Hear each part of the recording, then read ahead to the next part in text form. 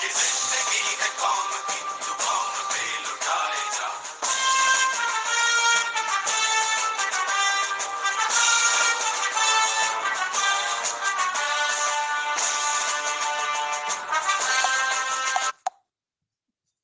वबरकातुहू to all. अस्सलाम वालेकुम व रहमतुल्लाहि व बरकातुहू to all dear group members of pure discussion group. आज हम एक बार फिर से इनवाइट करते हैं मोहतरम हरजिंदर सिंह साहब को, और मौजूए गुफ्तगू ये है कि हरजिंदर सिंह साहब हमें जो 10 गुरु ऑफ सिक्स हैं तो उनके बारे में जानकारी दे रहे हैं। आज हरजिंदर सिंह साहब 5th गुरु जी के बारे में जानकारी देंगे। वो कौन, क्या उनका पूरा नाम और क्या उनकी खुसूसियात विशेषताएं हैं, क्या उन्होंने विशेष तौर पे कार्य किए हैं। तो इन सब चीजों के जानकारी लेने के रिगार्डिंग हम मोहतरम हरजिंदर साहब का वेलकम करते हैं। वेलकम हरजिंदर सिंह साहब and to all dear group members of pure discussion group, खुशामदीद एंड अस्सलाम वालेकुम। जी वालेकुम सलाम, सत श्री अकाल अग्रवाल साहब एंड ऑल ग्रुप मेंबर्स।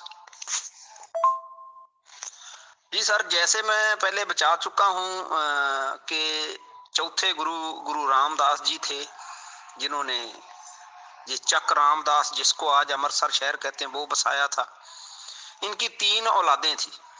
सबसे बड़े पृथ्वी चंद जी थे और उससे छोटे महादेव जी, सबसे छोटे थे अर्जन देव जी। जो अर्जन देव जी हैं ये 5वें गुरु हैं जिनके बारे में आज बात होगी। तो ये चौथे गुरु के सबसे छोटे बेटे हैं, यानी तीसरे नंबर वाले। नाम गुरु रामदास जी, यानी कि चौथे गुरु। तो इनका जो जन्म हुआ है वो 15 अप्रैल 1563 ईस्वी को हुआ है, श्री गुरु अर्जन देव जी का। तो गोविंदवाल साहब, आपको मैंने जैसे बताया है कि चौथे गुरु ने जो शहर बसाया है गोविंदवाल साहब, गोविंदवाल साहब में इनका जन्म हुआ है। तो मतलब ये 3 भाइयों में से सबसे छोटे थे जी। इनके जो मतलब शादी हुई है वो तकरीबन 16 साल की उम्र में इनकी शादी हुई है। तो इनकी जो यानी कि बीवी है, जिसको पत्नी बोलते हैं पंजाबी में, वो गंगा देवी जी है। और 1579 में इनकी शादी हुई है। 16 साल इनकी उम्र थी उस वक्त। तो जलंधर, जो जिला जलंधर है आजकल, वहां के खत्री थे कृष्ण चंद जी, उनकी बेटी थी गंगा देवी जी, उनके साथ इनकी शादी हुई है। तो एक इनकी संतान एक ही है, जो कि आगे 6वें गुरु हैं, गुरु हरगोबिंद साहब, वो इनके बेटे हैं। तो इनका गुरु काल जो है 1 सितंबर 1581 से 30 मई 1606 ईस्वी, यानी कि कुल 25 साल ये गुरु गद्दी के ऊपर विराजमान रहे। हरजिंदर सिंह भाई, जैसे आपने नाम बताया तो इसमें पंजाबी का फर्क होता है, क्योंकि हिंदी में तो हम बोलते हैं अर्जुन, और पंजाबी में मैंने और भी सुना है इनके रिगार्डिंग तो अर्जन बोलते हैं। तो अर्जन प्रोनाउंसिएशन का फर्क है या सही वर्ड अर्जुन ही है, ये बता दीजिए प्लीज। सर, पंजाबी में अर्जन जो होता है, हिंदी में उसी को अर्जुन कहते हैं। हिंदी में अर्जुन ही होगा और पंजाबी में अर्जन होगा, ठीक है ना। तो ये सनातनी नाम है, जैसे वो महाभारत में पांडवों का एक नाम है अर्जुन। तो वो अर्जुन को ही पंजाबी में अर्जन कहते हैं, यानी कि वो थोड़ा लिखने में और बोलने में भी फर्क आ जाता है। तो पंजाबी में बोलेंगे तो अर्जन, हिंदी में बोलेंगे तो अर्जुन। जैसे कि मैंने आपको बताया था कि जो चौथे गुरु जी हैं, उन्होंने जो चक रामदास, जो कि अमृतसर, आज उनको अमृतसर शहर बोलते हैं, वो शहर बसाया था। और तकरीबन 52 तरह के वहां पर कारीगर, व्यापारी, वो लोग वहां पर आसपास में के शहरों में से ला करके उनको वहां बसाया गया। और जो गोल्डन टेम्पल का सरोवर है वो भी चौथे गुरु ने बनवा दिया था। तो आगे जो इन्होंने काम किया है, जो मुख्य काम किए हैं इन्होंने अपनी जिंदगी में, गुरु अर्जन साहब जी ने, 5वें गुरु ने, तो सबसे पहला काम है कि जो गोल्डन टेम्पल है उनकी उसारी शुरू करवाई थी 1588 ईस्वी में, जो कि 1601 में वो मुकम्मल हो गई थी। 1588 में शुरू करवाया था और 1601 में वो मुकम्मल हो गया था, जो कि आज गोल्डन टेम्पल है, यानी कि सरोवर के बीच वाली बिल्डिंग जो है। सर दूसरा इनका सबसे बड़ा काम है, जो इन्होंने जो पहले वाले 4 गुरु हैं, यानी गुरु नानक से लेके गुरु रामदास तक 4 गुरु हैं, चारों का जो कलाम है, यानी कि जो बाणी है उनकी, उनको जो पहले अलग अलग थी, यानी कि छोटी छोटी किताबों के रूप में थी, तो उसको एक जगह इकट्ठी करके 4 गुरुओं की बाणी को एक ही जगह इकट्ठी करके एक ग्रंथ बना दिया, यानी कि वो यानी कि महफूज रहे, यानी कि इसीलिए उसको एक ग्रंथ के रूप में बना दिया 4 गुरुओं की बाणी में। ये उनका दूसरा बड़ा काम था। तीसरा काम जो गुरु अर्जन देव जी का है वो है कि इससे पहले जो दसवंध देते हैं सिख, यानी कि जिसको इस्लाम में ज़कात कहा जाता है, ठीक है ना, तो दसवंध देने का हुक्म गुरु अर्जन देव जी ने दिया था सबसे पहले, कि इससे पहले दसवंध की मर्यादा नहीं थी, यानी कि जो भी देता था, जो किसी की मर्जी होती थी, अपनी मर्जी से कोई देता था, जितना भी दे जाए, ठीक है ना। तो गुरु अर्जन साहब ने ये हुक्म कर दिया था कि आज से जो भी सिख हैं, यानी कि गुरु नानक के मिशन को मानने वाले हैं, वो अपनी जो उनकी बचत होगी, यानी जो वो काम करते हैं उसमें से जो बचत होगी उसका 10वां हिस्सा वो ज़कात के रूप में, यानी दसवंध के रूप में गुरु घर में देंगे। तो ये सबसे मतलब पहले गुरु अर्जन देव जी ने ही ये हुक्म दिया था। ये तीसरा काम था उनका। जो इनका चौथा काम है, जब इनके 6वें गुरु यानी कि जो गुरु हरगोबिंद साहब हैं, इनके घर जब जन्म हुआ उनका, तो उनकी मतलब कि उस खुशी में इन्होंने एक काम किया है, चौथा काम 1599 ईस्वी को लाहौर में एक बौली बनवाई थी और एक गुरुद्वारा बनवाया, जो आज भी मौजूद है। यानी बौली कहते हैं एक छोटे तालाब को, कि लोगों को पानी लेने की और सुविधा रहे, इस वजह से वहां पर बौली बनवाई गई और एक गुरुद्वारा भी बनवाया गया वहां पर लाहौर में। तो ये इनका चौथा बड़ा काम था। यानी और एक नगर गुरु हरगोबिंद नगर बसाया, यानी कि हरगोबिंद के नाम पे गुरु हरगोबिंद नगर जो अमृतसर के पास है, वो 1595 को बसाया गया था। ये भी इनका चौथे काम में, यानी कि दो ये एक लाहौर में बौली और एक गुरुद्वारा, और पंजाब में इधर अमृतसर के पास गुरु हरगोबिंद नगर यानी कि एक कस्बा, ये चौथा काम था इनका। पांचवा और सबसे अहम काम जो गुरु अर्जन देव जी ने किया है, कि जितने भी व्यापारी दुकानदार वहां लाकर बसाए गए थे अमृतसर शहर में, उनको अच्छे व्यापारी बनाया। यानी कि जो तो कारीगरी का काम करते थे उनको वहां पर जगह दी गई कि वो कारीगरी का काम करें अपना, लेकिन जो व्यापारी लोग थे उनको यहां से माल खरीद के, यानी कि इधर से माल खरीदते थे और अरब कंट्री को ले जाते थे, उधर से फिर घोड़े खरीदते थे, अरब कंट्री से घोड़े खरीद के इधर पंजाब को ले आते थे, इधर बेचते थे। यानी कि अच्छे व्यापारी बन गए वो लोग। और व्यापारी बनने की वजह से, इतना लंबा सफर होने की वजह से, वो अपने पास, यानी कि चोरी का डाके का डर रहता था, तो वो तलवार भी अपने पास रखने लगे। और जो घोड़े खरीद के लेके आते थे, जाहिर है वो उसको पैदल चल के नहीं आते थे, फिर घोड़ों के ऊपर ही बैठ के आते थे, तो वो अच्छे घोड़सवार भी बन गए। सबसे बड़ा ये काम किया गुरु अर्जन साहब ने, कि उनको अच्छे व्यापारी बनाया, वो अपने आर्थिक तौर पे, यानी कि पैसे के तौर पे भी मजबूत हो गए, और अच्छे घोड़सवार भी बन गए और अच्छे तलवारबाज भी बन गए। यानी कि रास्ते में खतरा रहने की वजह से तलवार भी अपने पास रखने लगे, और घोड़ों के ऊपर बैठने की वजह से घोड़े लेके आके इधर पंजाब में बेचते थे। इस वजह से वो अच्छे घोड़सवार भी बन गए। हरजिंदर सिंह भाई, ये वाली ऑडियो सुन के आपकी बहुत ज्यादा खुशी हुई, मसरत हुई, क्योंकि इस तरह से तो लोगों को बसाने वाली बात है। और जिस किस्म का हुनर उसके हाथ में है उसी हिसाब से उसको फैसिलिटीज देना। और कोई भी आदमी होगा जिसको एक बसाने वाली शख्सियत या तंजीम मिल रही है, उसको कारोबार मिल रहा है या ये कि मजदूरी मिल रही है, ठहरने और बसने की जगह मिल रही है, इतने सब कामों के बावजूद तो जाहिर सी बात है कि उन लोगों को तो खुद ही प्यार हो जाएगा ऐसी संस्था से। और ऐसी संस्था को बिल्कुल क्यों वो एक तरह से इबादत ही के लायक क्यों ना समझे। अच्छा, प्लस जब एक आदमी खुद पैरों पे खड़ा हो रहा, इनकम के सोर्सेज हो गए, पैसा आने लगा, तो दसवंत या जो भी बोलते हैं इसको, वो देना कोई बड़ी बात नहीं है, आदमी खुशी खुशी देता है। बट ये निजाम नहीं है कि बस बेचारे गरीब हैं, कुछ है तो लेना ही लेना है तुम्हारी ऐसी तैसी।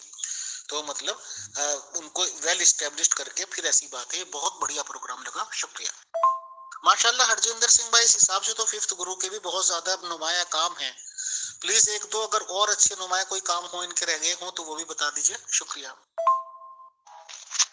जी जनाब, इनके काम क्या, अब पहले 4 गुरु थे जो वो तकरीबन बाबर और अकबर के काल में हो गए। तो अकबर की जो मौत है वो 17 अक्टूबर 1605 को हो जाती है। उसके 4 पुत्र थे अकबर के, ठीक है ना। 2 तो तकरीबन पहले ही शराब पीने की वजह से मर चुके थे, अकबर के जीते जी वो मर गए थे 2 तो, ठीक है ना। तो अकबर ने 50 साल राज किया है, 49 साल। तो उसकी कोई दुश्मनी थी नहीं थी। शिकायत तो उसके पास करते थे लोग जा करके कि वहां पर ये किया जा रहा है, वो किया जा रहा है। तो अकबर खुद देखने भी आया था। और अकबर ने मुगलों का एक ही बादशाह हुआ है अकबर, जिसने यहाँ बैठ के लंगर में, पंगत में लंगर खाया है, ठीक है ना, अमृतसर में।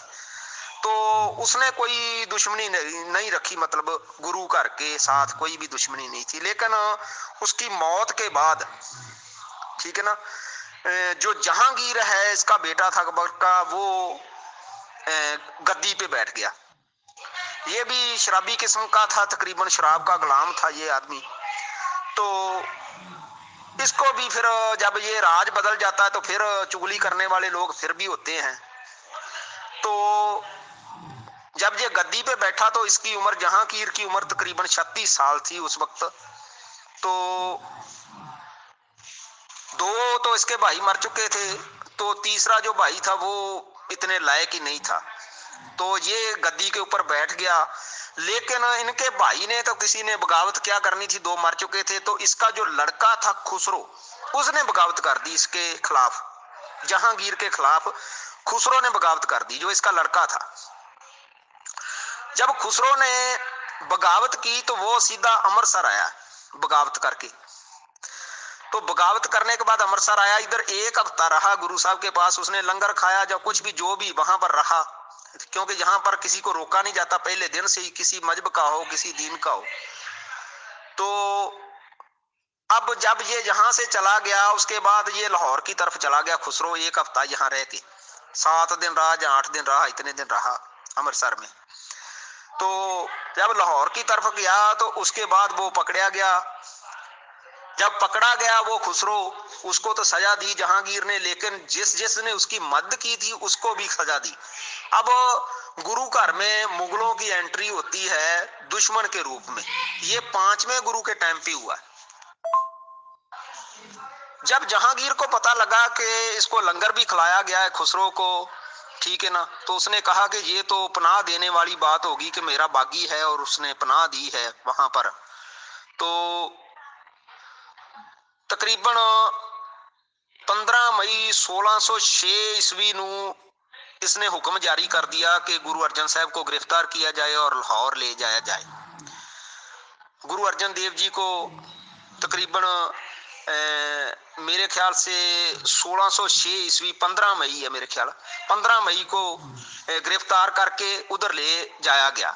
उससे पहले जब गुरु अर्जन साहब को जहां लाया गया तो गुरु अर्जन देव जी ने गुरगद्दी 6वें गुरु को मतलब हुक्मनामा जारी कर दिया। गुरु साहब को पता था कि हुक्मरानों के साथ टक्कर है तो कुछ भी हो सकता है। तो जाने से पहले, लाहौर जाने से पहले 6वें गुरु को गद्दी पे विराजमान कर दिया, जो इनके बेटे थे। सर 15 मई 1606 को इनको गिरफ्तार किया गया और 30 मई 1606 को इनको शहीद किया गया है।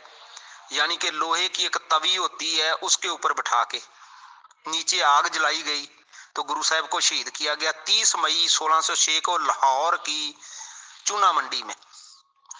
अब 15 दिन उनसे वार्तालाप भी की गई, उनको उनके ऊपर तशद्दुद भी किया गया। जहांगीर का जैसे कि मुगलों के टाइम पे होता था कि जहां तो मुसलमान बनो, जहां फिर मौत कबूल करो, जहां इस्लाम कबूल करो या मौत। तो गुरु साहब ने कहा कि ये तो हो नहीं सकता, जबरदस्ती ना हम अपना मजहब किसी के ऊपर थोपते हैं, ना किसी का मजहब हम अपने ऊपर थोपने ही देते हैं। तो इनको फिर ये कहा गया, शर्त रखी गई कि आप 2 लाख रुपए जुर्माना जमा कराओ। तो गुरु साहब ने कहा कि जो दसवंध की रकम आ रही है गुरु के खजाने में वो संगत की है, हमारा उनके उस दसवंध के ऊपर कोई हक नहीं है, तो हम जुर्माना नहीं दे सकते क्योंकि वो संगत का पैसा है, ना कि हमारा कोई निजी नहीं है, वो संगत का पैसा है, लोगों का पैसा है और लोगों के ऊपर खर्च होगा। हम अपनी जान बचाने के लिए उसमें से कोई 2 लाख का जुर्माना नहीं दे सकते आपको। तो फिर जब कोई भी उनकी बात नहीं चली तो फिर वो मतलब ऑर्डर दिया गया कि इनको शहीद कर दिया जाए। तो 30 मई 1606 ईस्वी को लाहौर की चूना मंडी में लाहौर किया गया। गुरु साहब की जो कुल उम्र है वो 43 साल 1 महीना है तकरीबन। इनकी उम्र पूरी उम्र इतनी है, 5वें गुरु अर्जन देव जी की। तो इस हिसाब से अग्रवाल साहब ये सिखों के पहले शहीद हैं। गुरु अर्जन देव जी सिखों के पहले शहीद है, गुरुओं में से सबसे पहले शहीद है। वैसे सबसे पहला शहीद है जो मक्के का काजी है, काजी रुकनदीन, जिसने के गुरु साहब का हुक्म मानकर, गुरु नानक देव जी का हुक्म मानकर लोगों में ये कहा था कि मक्के में नहीं, खुदा चारों तरफ है, यानी कि हर जगह खुदा रहता है, जहां एक जगह नहीं रहता, ये हमें भुलेखा है। तो वहां पर उसको काफिर कह के मुसलमानों ने ही रेत में दबा के मार दिया गया था, उसको शहीद कर दिया था। तो इस वजह से सबसे पहला शहीद तो काजी रुकनदीन है जो मक्के का काजी था। लेकिन सिखों में से अगर गुरुओं में से देखा जाए तो सबसे पहले शहीद गुरु अर्जन देव जी हैं सिखों के। तो इनको शहीदों का सरताज भी कहा जाता है। इन्ना लिल्लाहि व इन्ना इलैहि राजिऊन, यानी कि कत्ल की करने की ये पहली वारदात आपने मेनली बताई। जो काबे का वाकया बताया वो एक अलग है, बट एक तरह से इंडिया में, हिंदुस्तान में ये चीज हुई कि 5th गुरु साहब को आग पे बैठाकर शहीद कर दिया गया। बहुत दुखद घटना है, दुखद की बात है, सदमे वाली बात है। तो बहरहाल सर एक अहम बात जो मैं बतानी भूल गया था वो ये है कि इनके एक दोस्त थे साईं मियां मीर जी, जिनका अब मजार है यानी कि दरबार बना हुआ है लाहौर में। साईं मियां मीर, ये गोल्डन टेम्पल की जब नींव रखी गई तो साईं मियां मीर जी से नींव पत्थर रखवाया गया था गुरु अर्जन साहब की तरफ से। तो ये साबित करने के लिए कि हमारा किसी मजहब के साथ हमारी जंग नहीं है, हमारी जंग है जो, या हमारा जो मिशन है सिर्फ ये बताने के लिए कि जो गलत है उसको गलत कहना है, जो ठीक है उसको ठीक कहना है। किसी मजहब को हम गलत नहीं कहते, उसमें जो आदमी है, जो लोग हैं, जो लोगों को गुमराह करते हैं उनको गलत कहना है। गलत यानी कि गलत रवायत को तोड़ना है, ना कि किसी मजहब को बुरा कहना। तो ये एक उनका पॉइंट था जो बताने वाला रह गया था, साईं मियां मीर जी। तो साईं मियां मीर जी जब शहीद किया गया था उस वक्त भी वहां आए थे। उन्होंने कहा था, ये फोटो में दिखाई दे रहा है जैसे जो मैंने लगी, जिसने हाथ ऊपर किया हुआ है वो साईं मियां मीर जी हैं। तो साईं मियां मीर जी ने कहा था कि अब ये जो शुरुआत हो गई है मुगलों की, मतलब जो मुगलों का शासन है ये भी बस अब थोड़े दिनों की खेड रह गई है। तो मतलब जो फॉल डाउन था यानी कि ये शुरू हो गया मुगलों के राज का। तो जो साईं मियां मीर जी ने कहा था वो फिर आगे जाके उनके साथ जंगें भी हुई मुगलों के साथ, और धीरे धीरे वो बिल्कुल समाप्त हो गए हिंदुस्तान की जमीन से। सर ये तो बस इतना ही था, आगे 6वें गुरु के बारे में फिर किसी दिन बताएंगे। अगर कोई और क्वेश्चन है तो आप कर सकते हैं। बहुत बहुत शुक्रिया, बहुत जज़ाकल्लाह हरजिंदर सिंह भाई। आपने काफी विस्तार से बता दिया मोहतरम फिफ्थ गुरु साहब के रिगार्डिंग, और काफी जानकारी उनसे मिली है। उन्होंने बहुत नुमाया काम किए हैं जिंदगी में फलाह बहबूद के लिए, और तमाम कौम के वो काम आएंगे, और जाहिर सी बात है कि याद भी रखे जाएंगे। बट इन द एंड ये जानकर बहुत दिल को सदमा और दुख हुआ कि इतनी बेदर्दी के साथ फिफ्थ गुरु साहब को शहीद किया गया था। फिर भी जो मिशन में लगे हुए लोग होते हैं बहरहाल चलते रहते हैं दिल पे पत्थर रखकर। और इंशाल्लाह सिक्स्थ गुरु के रिगार्डिंग अवेलेबिलिटी ऑफ टाइम पर जब भी आप तैयार होंगे कहेंगे तो जरूर जानकारी हासिल करेंगे। आज आप तशरीफ लाए फिफ्थ गुरु साहब के रिगार्डिंग, अर्जुन सिंह जी के रिगार्डिंग जानकारी हमें दी, इसके लिए बहुत शुक्रिया। जज़ाकल्लाह।